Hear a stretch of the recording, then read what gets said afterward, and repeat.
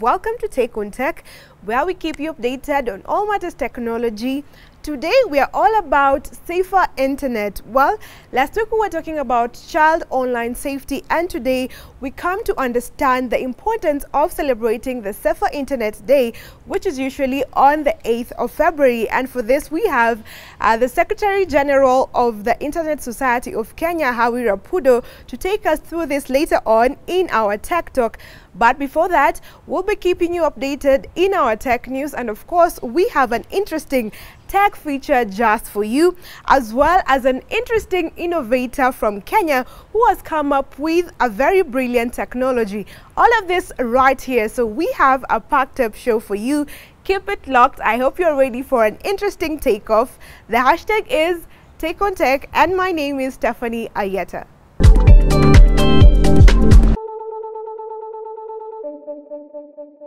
Today's question is pegged on our first story, whereby the Central Bank of Kenya is forcing a connection of Lipa na M-Pesa with Airtel Money, a move that they say is aimed at curbing the dominance of Safaricom's mobile money service and Lipa na M-Pesa. So we are asking, what's your take on this? Talk to us using the hashtag TakeOnTech at KBC Channel 1. And of course, as you do that, we'll be taking you to our tech news.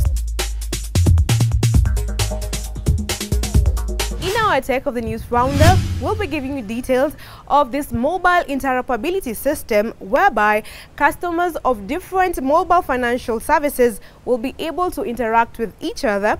A case scenario where you can use your Lipa na M-Pesa to send money directly to Airtel Money and vice versa.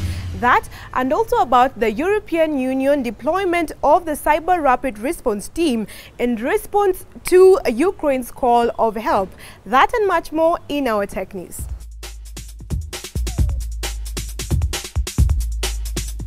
The Central Bank of Kenya will launch a national payment system that will force Safaricom to accept cash from rival firms such as Airtel on its Lipa na M-Pesa, enabling a seamless transfer of money through merchants. The new system, to be introduced by 2024, will remove the hurdle where Airtel subscribers, for example, cannot pay for goods and services through Safaricom's till and PayBill numbers. The move is aimed at curbing the dominance of Safaricom's mobile money service and Lipa na M-Pesa, which handled payments worth 970.2 billion Kenyan shillings in the year to January this year. The CBK said the increased use of mobile money at agents and merchants through platforms like Lipa na M-Pesa had been constrained by lack of interconnection among the telecommunication operators. They say that this trend is expected to continue increasing once initiatives such as interoperability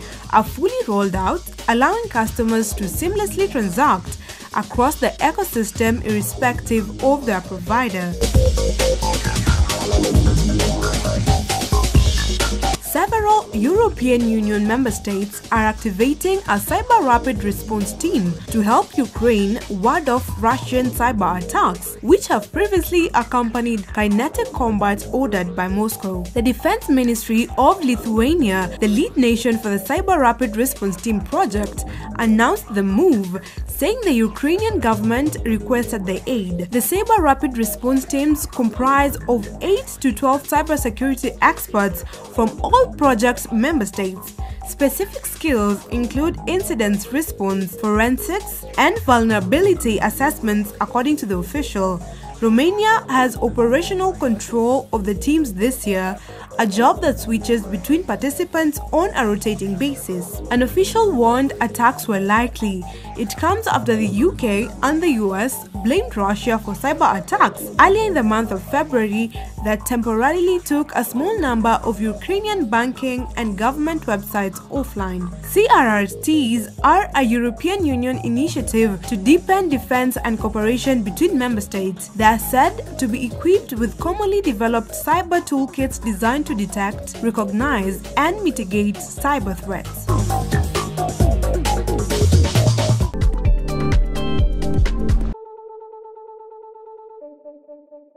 That has been our tech news.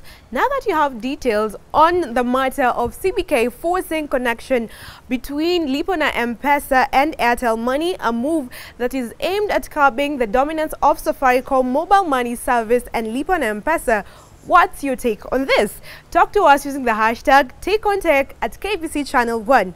We now move to our tech of the week. In our tech of the week, we check out the metaverse. This is a concept that has not yet been understood, mostly because it is not yet in existence. But a simple explanation would be, if you think of the internet as something you look at, well, the metaverse is a version of the internet that you are inside. Well, let's get more details on what the metaverse actually is.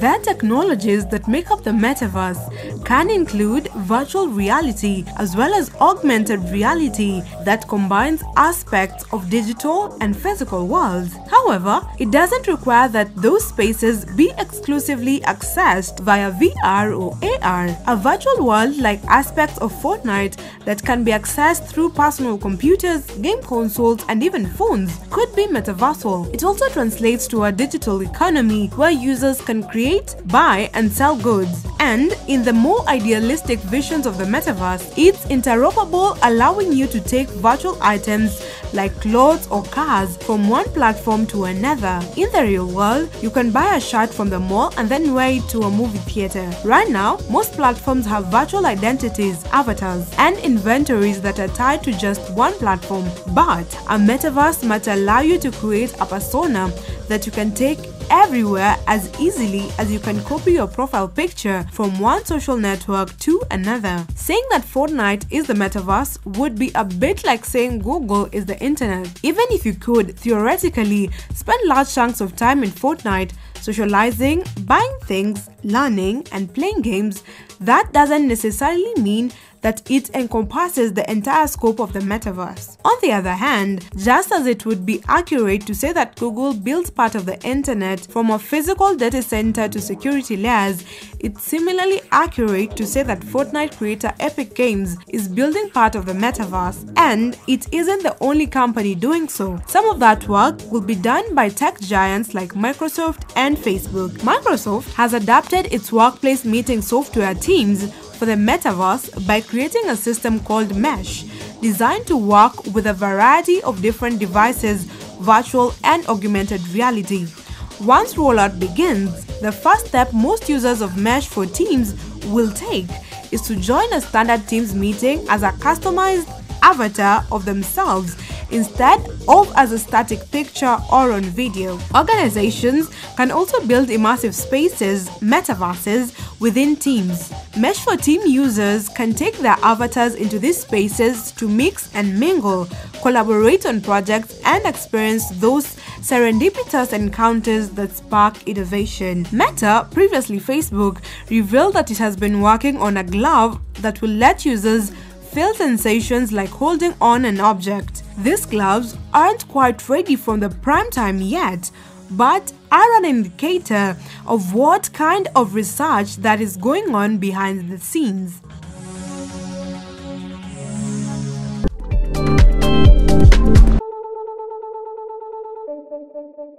Well, that's about it on Matters the Metaverse. You can tell us what experience you're looking forward to. Personally, I can't wait for the virtual online gathering. Talk to us at KBC Channel 1 using the hashtag TakeOnTech. Let's now join Grace Githaiga and her guest Hawi Rapudo, the Secretary General of the Internet Society of Kenya, who will be telling us why exactly we should celebrate the World Internet Safety Day. Thank you so much, Stephanie, for that introduction. Welcome to the interview section of Take on Tech. My name is Grace Githaiga, and Take on Tech is a weekly program that comes to you and brings you technological concepts and debates and breaks them down in an untech way. Usually we invite an expert who helps us understand the issues. Now, Safer Internet Day is celebrated every year on 8th February across the world. Today, we want to learn more about this day. What is it all about and why should we celebrate? In the studio, we have Hawi Rapudo. Hawi is the Secretary General of the Internet Society, Kenya chapter, as well as the Executive Director of Kijiji Yetu. He will tell us more about why we need a safer internet day. Karibu sana Hawi. Thank you, Grace. Thank you for this session, and I want to thank my viewers. Thank you for taking your time to watch us. The subject that you're talking about is a very interesting subject. As you're moving towards already we're in the 21st century. Many people are using internet, which is driven by technology. So it becomes very important because as we are doing this, young people are also part of this. Someone will ask about what is internet before we talk about safer internet.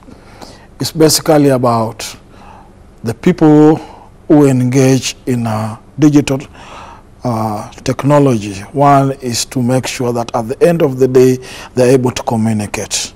They're able to exchange goods. They're able to use platforms where they can learn. They're able to use platforms where they can play games.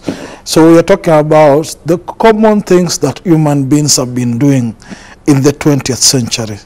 Now they're taking it within the digital space. So this is something that has been transformed, and many countries that are engaging this include Kenya, who have been able to develop the Silicon Valley, and we've been able to see the revolution around M-Pesa, which has been able to promote and ensure that people are able to transact. And this is something that has been valued by many people. So when you're talking about the subject matter, which is internet, safer internet, it becomes very interesting because we want to see when you are accessing the internet, is it safe for you? We are talking about when you are trading on internet, is it able to give you better results and to give you profit? When you're going through the educational process, like you're able to see during the COVID-19, where a lot of young people were able to not to attend school, and they're able to use the platform. So many of them were able to be taught through digital platforms. So this became very important because what you're talking about, was that platform very safe? So that becomes a very interesting thing because there were people who worked around the clock to ensure that the privacy of these young people, the freedom of these young people, the engagement with the teachers in this process was very effective. So that's why we're celebrating this day, because where we've come from the 1980s to now that we're talking about 2022, we believe that Kenya has made a lot of progress. And that's why we are celebrating this and ensuring that the young people be the people who are leading this revolution and a part of a process that they're able to create their wealth, employment, and they're well educated so that they can compete with other people within the world. Thank you. Take on Tech takes a short break. Today we are discussing about Safer Internet Day that is celebrated the world over on February 8th. And in the studio we have Hawi Rapudo.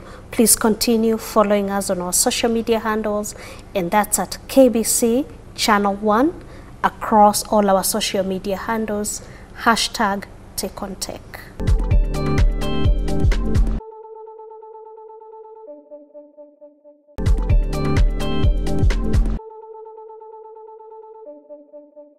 You're watching Take on Tech, the interview section, and in today we are talking to Hawi Rapudo, who is from the Executive Director of Kijiji Yetu and also the Secretary General of Internet Society, the Kenya chapter. Now, Hawi, today, I know you participated in the celebrations of the World Internet Safer Day. What activities took place? Thank you, Grace. Basically, we were celebrating a process that we've had since November, where we've been visiting a lot. We've been visiting communities in Bungoma, We've been visiting communities in Kisumu. We've visited communities as part in the coast and also part of Nairobi. And basically, and even in Siaya. And basically the discussion here was to look at what does internet do and how safe it is. And one of the activities that we are doing, we are looking at issues of encryption, the end-to-end. When you're looking at safety, how safe is internet? The kind of platforms that you're using. Are you able to use any kind of platform that you get through your email? Are you like if you use browsers, what kind of browsers are you using? Because this is very important when it comes to privacy and also access to information. Because there are a lot of people outside there, like any other, who are looking for opportunities to steal information. Another thing that we're able to discuss about child safety and the issue of young people. How can we ensure that young people embrace the issue of safety when they're using mobile?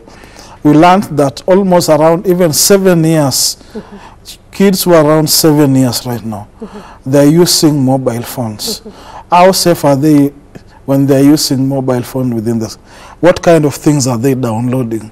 Do you have strong passwords? Who do they engage with when they're engaging online? So as parents, are we able to monitor this? This is also very important. That was the other issue we are discussing about young people and what they are doing for community development and other initiative and enterprise, citizen journalism and many things like engagement on things like entertainment. How do they engage? How do they make their money out of that? And even you're talking about crypto now, and you're talking about the making money through online through Bitcoin. How do young people engage? Do they know what kind of platforms are they going to use? We're also looking at the issue of research and what it means. And this was done Jaramogi Oginga University and the United States of that is USIU.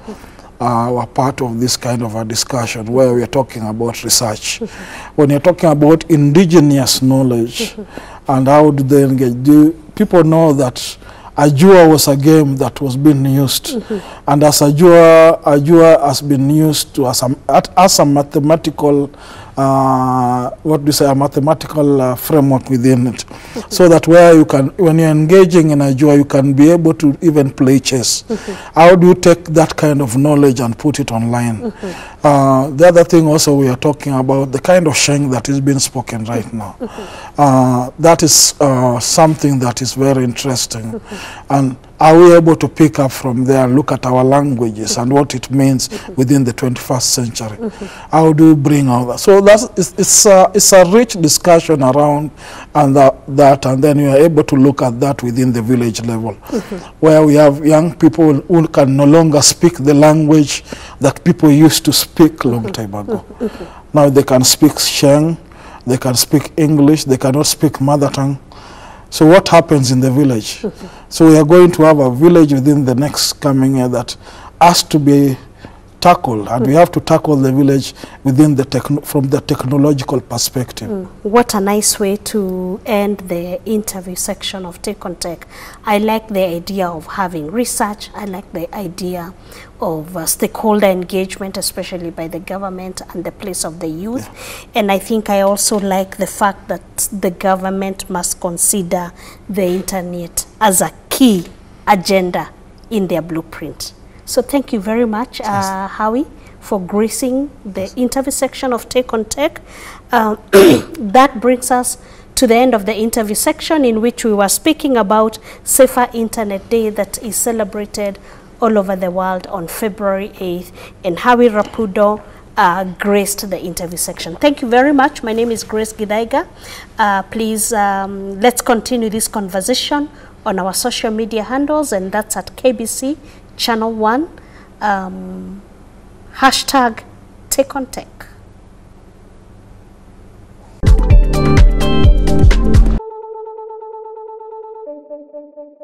That's about it from the interview segment. I hope you have some few take-homes from it.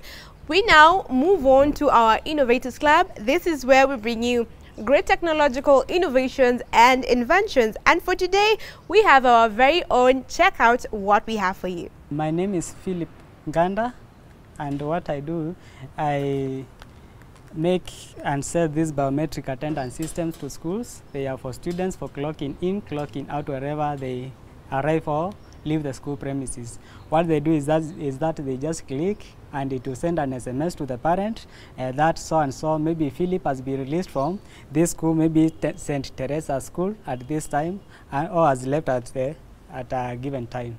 The technology behind it is that there's a chip which has been programmed. I did some programming so that the chip can know when students places a figure here, and it will mention the name and then it will send an SMS. So they are just programmed chips. First of all, the students' names are taken, and there's an Excel sheet in the memory card here. So what they do is that they take the memory card out and they will add the names and the contacts of the parents. So the names of the students and the contacts of the parent, then they enroll the students. The machine will automatically call them by their name when it is given the command to enroll.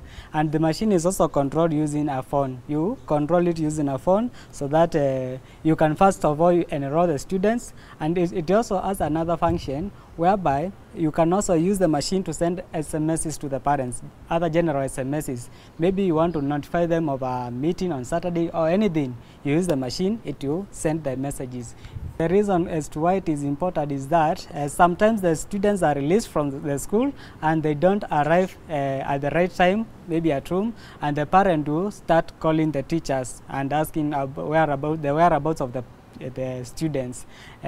But when the students once just clocks in or clocks out, it will inform the parent, and the student will be accountable to the parent.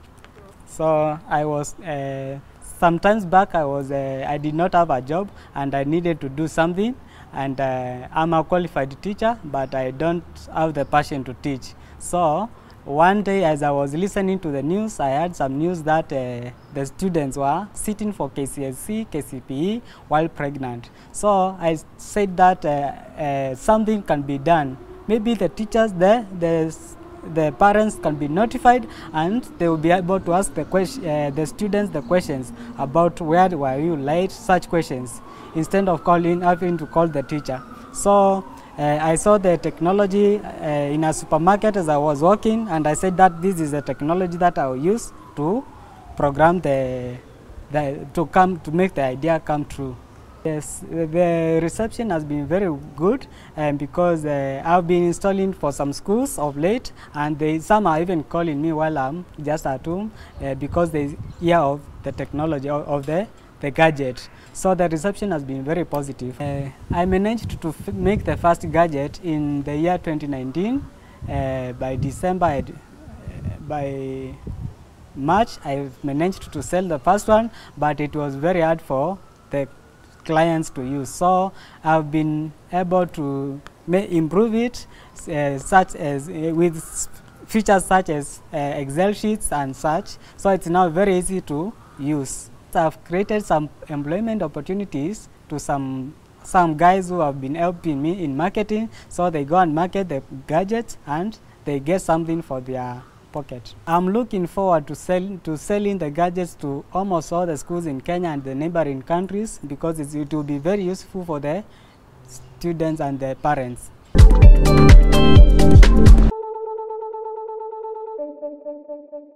Well, we have come to the close of today's show, but before we go, we want you to take part in today's discussion, where we are asking you what's your take on the Central Bank's of Kenya move forcing a connection between Lipa na M-Pesa and Airtel Money, a move which they say is aimed at curbing the dominance of Safaricom mobile money service and Lipa na M-Pesa.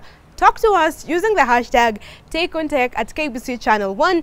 You can also talk to me at Stephanie_Ayieta, that is on Instagram. We meet next week, same time, same place. Until then, let's keep it tech. Adios.